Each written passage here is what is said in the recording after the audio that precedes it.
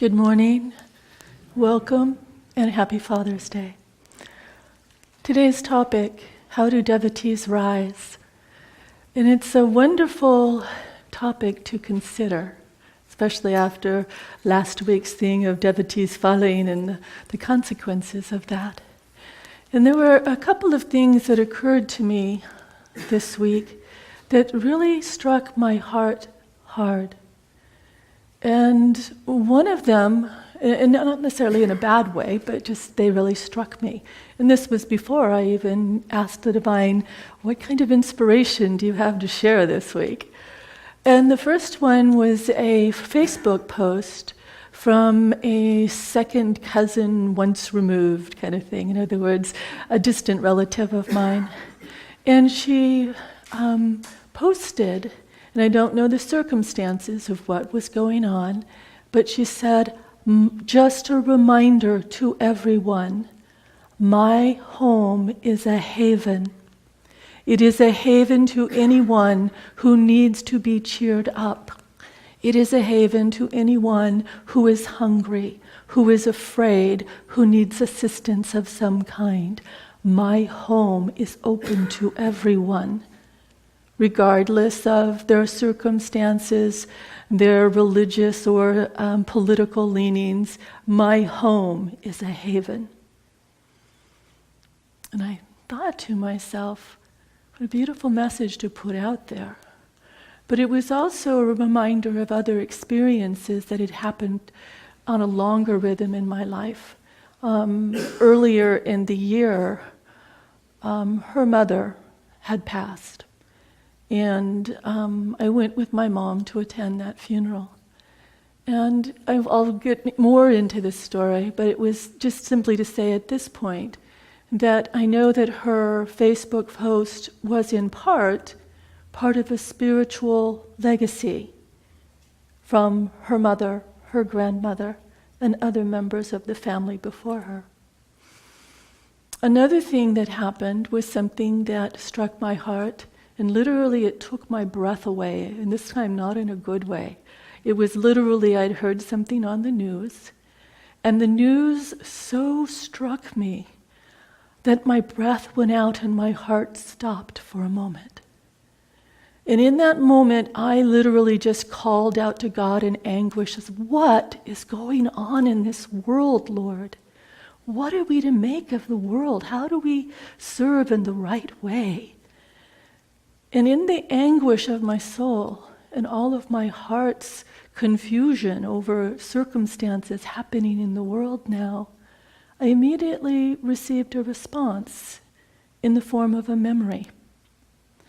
And that memory was a memory of the very first time that I visited Ananda at the Expanding Light.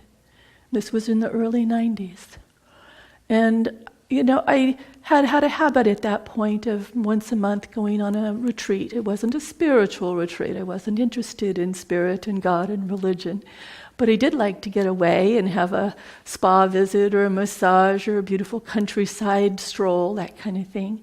And I'd heard about Ananda, and I thought, well, I know it's a spiritual community, and I'm really not interested, but I could go there and just enjoy the beautiful countryside. And if it's too weird, I can always drive home. Just a weekend, I could drive home.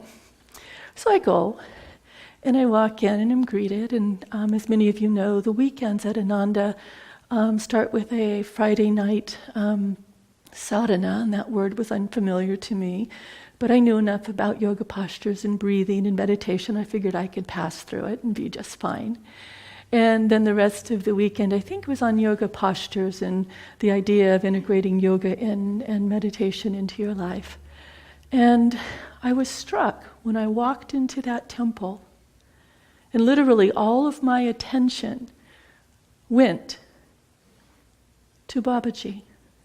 I had never met the masters. I'd never seen pictures of them previously. I literally walked into that room and was struck, standing still for a moment, just looking at his picture. And then, I had the wherewithal to sit down and take my seat, and they began their opening discussion of, like the layout of the weekend or whatever it was. And I was absorbed in gazing at Babaji. I just sat there and looked at him for the whole weekend. I mean, I paid a little bit of attention to what was going on in the class they were doing, what they were talking about, enough so that if they asked me a question, I could sort of, kind of participate. But I literally sat there at Babaji's feet and said, "Who are you? What are you? Are you a man? Are you a woman? What are you doing on this altar? What do you represent?" And over time, my questions changed. And my question became, what are you doing to me? What are you doing to me? Because I could feel my consciousness shifting subtly inwardly. I could feel my heart expanding. I could feel like a rise of energy within myself that I had no way of putting into perspective. What are you doing to me?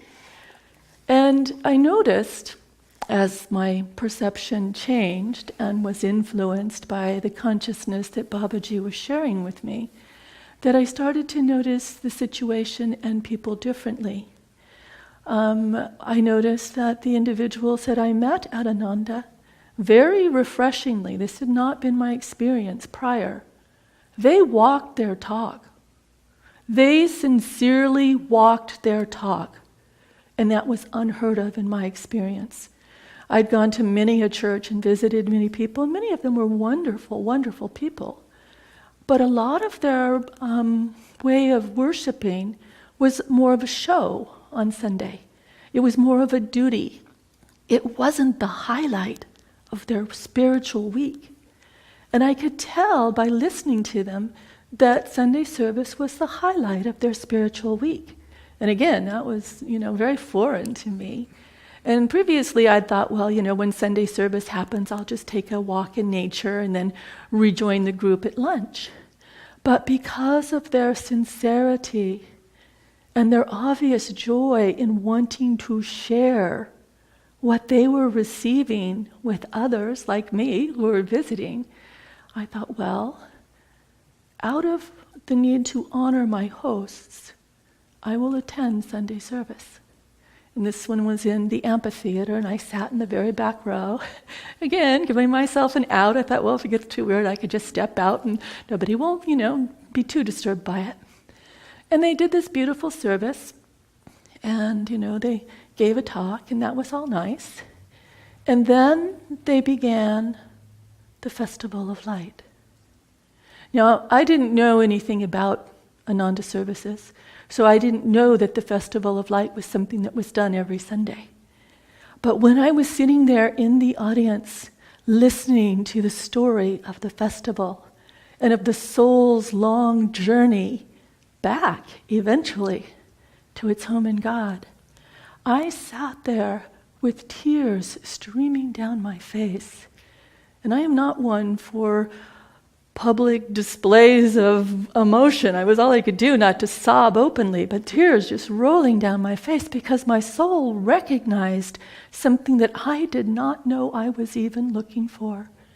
It recognized the possibility of finding home in God, of living in that freedom. And at one point, as it goes on, the audience was invited to receive the touch of light. And at that point, I couldn't contain my excitement. My soul was just really going, whoa, what is happening here? And again, totally unfamiliar with the process and the protocols. All I knew was I needed to be a person that received that touch of light. And I was in the back row, and I, excuse me, and made my way to the center aisle and walked, those long steps that take you from the top of the amphitheater down to the bottom where the ministers are. And I made that walk because I wanted to be one of the first ones to receive that blessing. And of course I did. It wasn't until I was headed back up the hill that I noticed that people were filing orderly.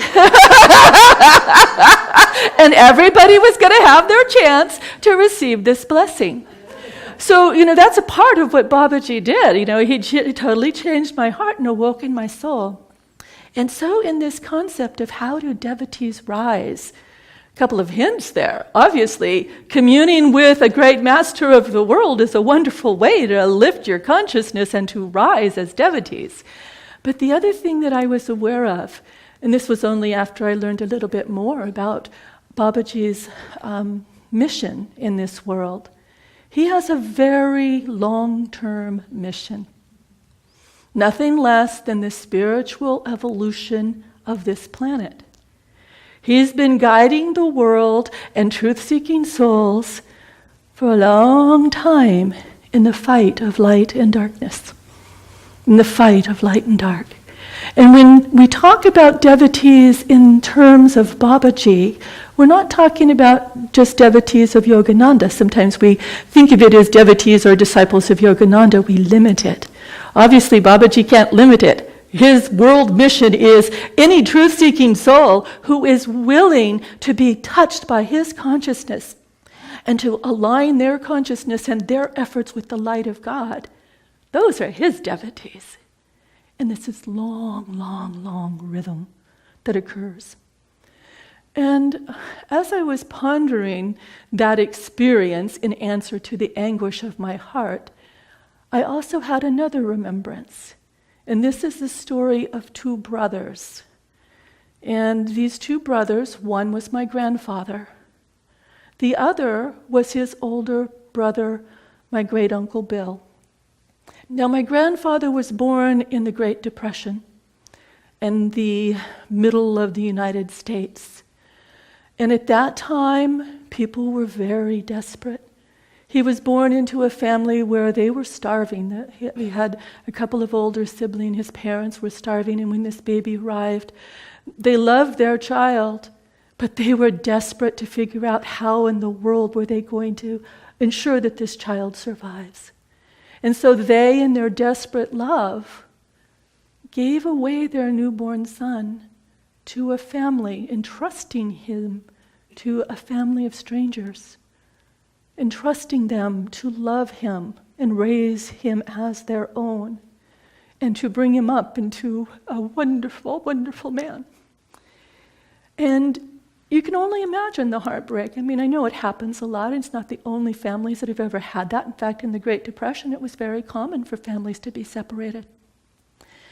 But my Uncle Bill was a preteen at the time. So he remembered his little brother. And, his parents, they eventually moved to California. And my grandfather was sent to a family that had a farm in Ohio and grew up there, not knowing anything at all about the fact that he was adopted. In that day and age, it wasn't something you talked about. It was no whispers at all, and anybody who whispered about it was quickly quieted by anybody else who knew the circumstances. So he had no knowledge, and he grew up on this wonderful little farm, got married, raised his own children. His oldest children had already moved out of the house. And my Uncle Bill, he and his family moved to California. He eventually became, during World War II, he joined the Navy. And towards the end of that war, he was stationed in Tokyo. And while he was in Tokyo, he was part of the effort to help refugees from around the world seek asylum in the United States. And he met his future wife there, serving in that capacity. And my Aunt Anya, she is a Russian-Armenian Christian. She was born in a work camp in Siberia. And during World War II, during the confusion that occurred, she and a handful of her family members, on foot, wearing only the clothes that they had, walked away from that camp towards the eastern side of the Russian coast and eventually found their way to Tokyo, where they had heard that they might be able to receive asylum and freedom. And, of course, there's a story as to why my Aunt Anya was born in a camp like that. Obviously, at some point, and this happened to be at the start of World War I, something occurred in their family. And this is part of the spiritual legacy. Remember that Facebook post I told you about was from a distant cousin. Well, my distant cousin is the great-great-great-granddaughter of my Aunt Anya. And so there's a spiritual legacy that occurs. But she and her family members, friends, were totally dependent upon the kindness of strangers when they left that camp. And at any time, if anybody had wanted to turn them in.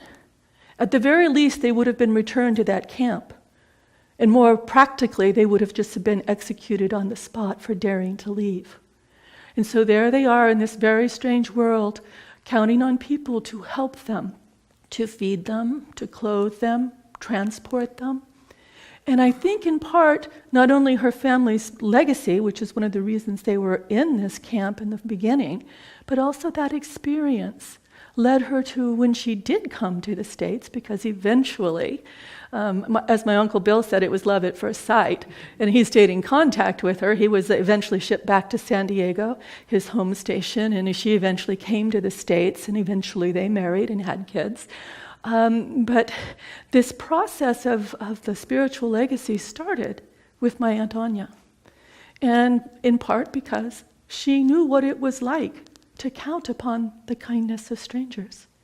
Now, of course, part of this story isn't just to tell the story of my family, because it has, everybody's families has incredible stories of ordinary people doing extraordinary things through the grace of God, because God was a good part of the cornerstone of her life, even in the conditions that she was raised in. And to go back to what happened to her family earlier, her grandfather, great-grandfather, uncles, brothers, cousins, the men in the family, they had the great honor, as they perceived it, to be the personal guard of the Tsar's family.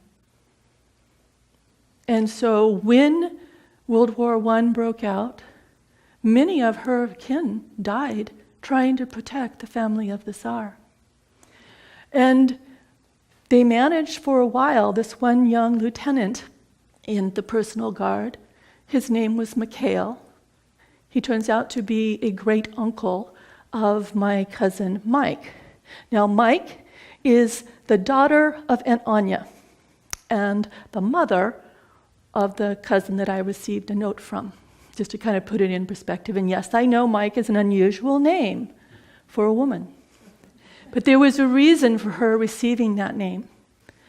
My aunt and uncle had 3 children. The 2 boys were named after my Uncle Bill's side of the family, the western side of the family, the American side.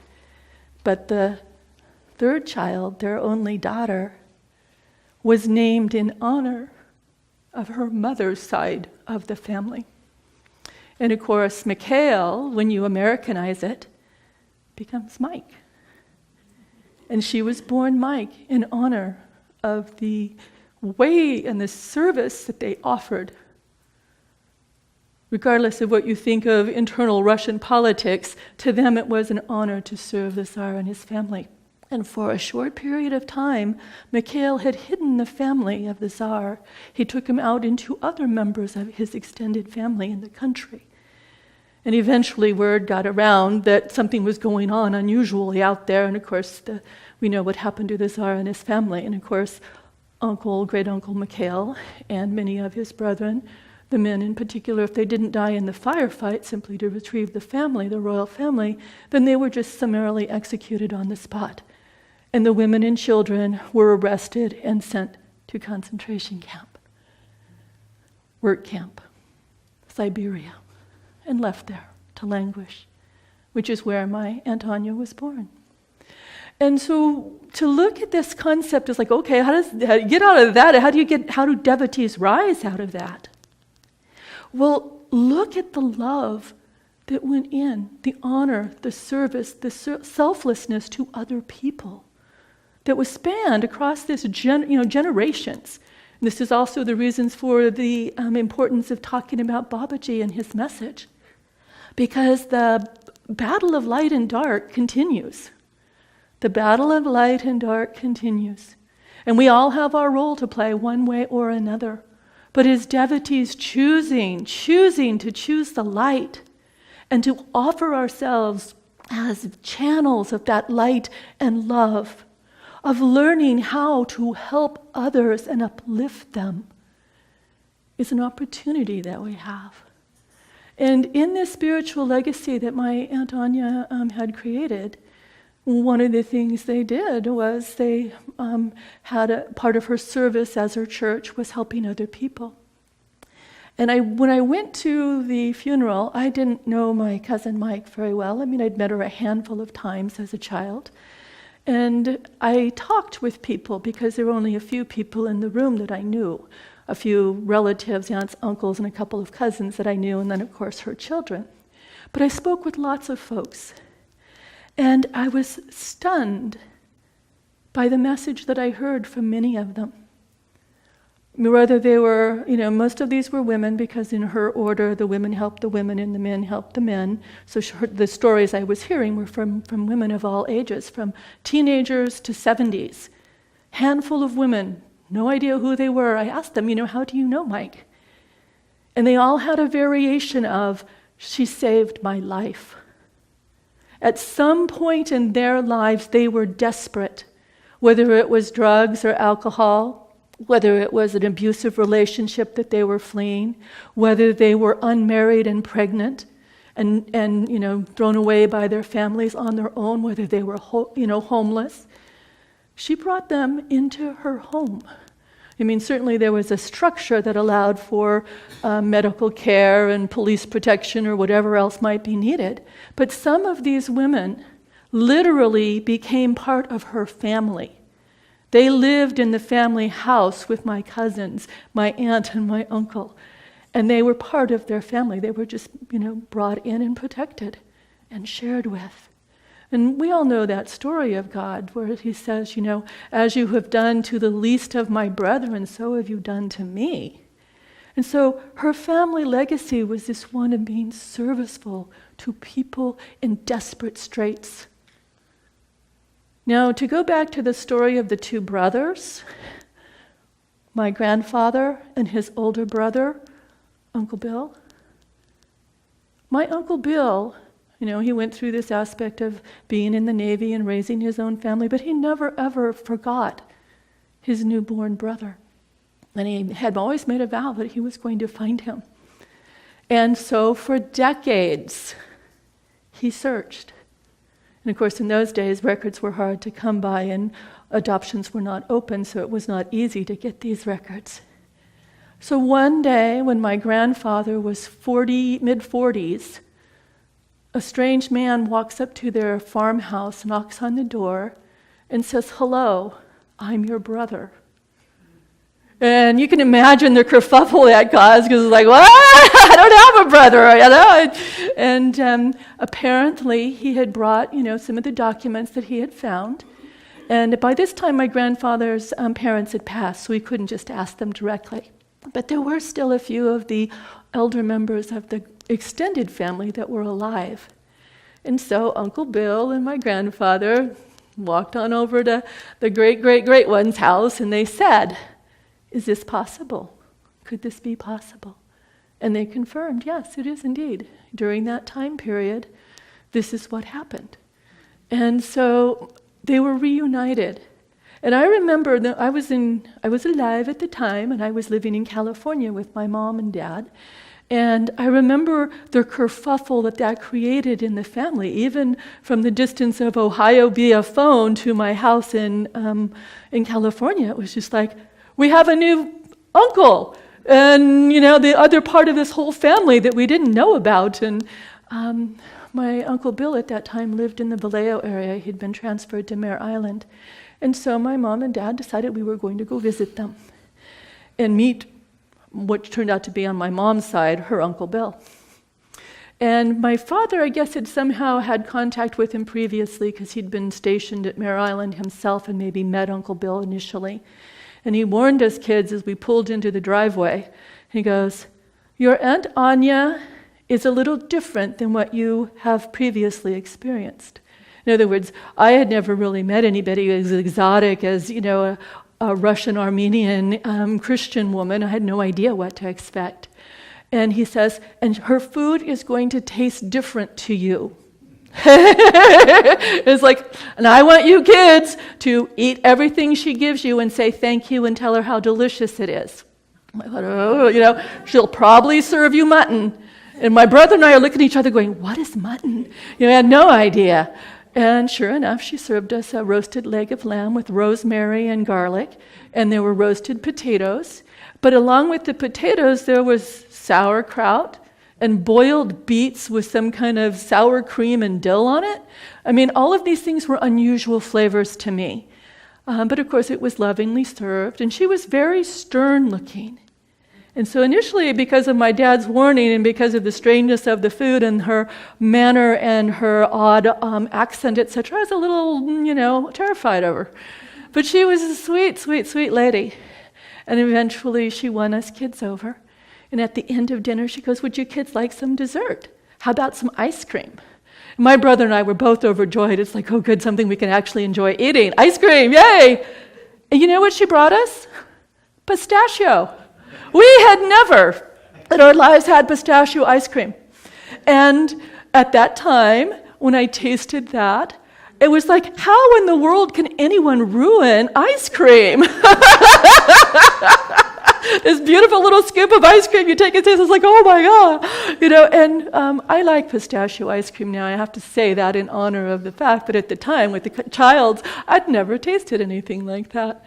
And it was just the most hilarious thing, trying to figure out how to integrate this very exotic, strange woman into our lives. But the other part of this is that what kind of love does it take for an older brother to spend decades looking for his newborn brothers where he went in his family? What kind of love does that take? What kind of persistence, what kind of dogged determination does that require? And of course, those are all insights into how devotees rise. We need to be doggedly persistent. We need to love heroically. We need to offer service to each other. And of course, we need to commune with God, because that was a part of the legacy. And so when I asked that question of an event that occurred via the news in the world this week, and my heart was stopped and stunned, and then to get this answer that is a reminder of how devotees rise. You don't tune in to the little rhythm of what's happening right now only. You look for the light, and you attune yourself to a great master like Babaji, and you let him and his grace flow through your heart, flow through your words and actions, and guide you to the things however you may need to respond to the circumstances that you find yourself in. Because our lives, most of us, have been relatively untraumatic. I'm not saying no trauma, but untraumatic compared to other places in this world. And yet when you only look back a couple of generations, I'm sure you all have similar stories of hardships that people endured. And they came out of it wanting to share the blessings of God with others. Wanting to feel the communion, wanting to feel the power of a consciousness that could take somebody who wasn't in the least bit interested in a spiritual path and change their heart in that one couple of day weekend to then say, wait, I think this is a really great idea. I think this is something that I want to dedicate my life to sharing with others. And it's not people, individual people, ordinary people doing ordinary things with the grace of God and calling upon the divine to be with them as they go about their day, whatever it is that their activities are. Ordinary individuals who, by the grace of God and their willingness to channel that grace, make extraordinary things happen. Extraordinary things. How do devotees rise? Many, many, many ways. And some of them are as simple as just accepting what's in front of you right in the moment and asking the question, whether it's an anguished heart or not, what do I do about this, Lord? How do I behave? What choices can I make in these circumstances? Because as the Lord tells us, the world's problems, the world's situations, this fight of dark and light, it can only be solved with divine consciousness. And what is Babaji's message for this planet? The spiritual evolution of the consciousness to divine consciousness for each and every one of the devotees of God. God bless you.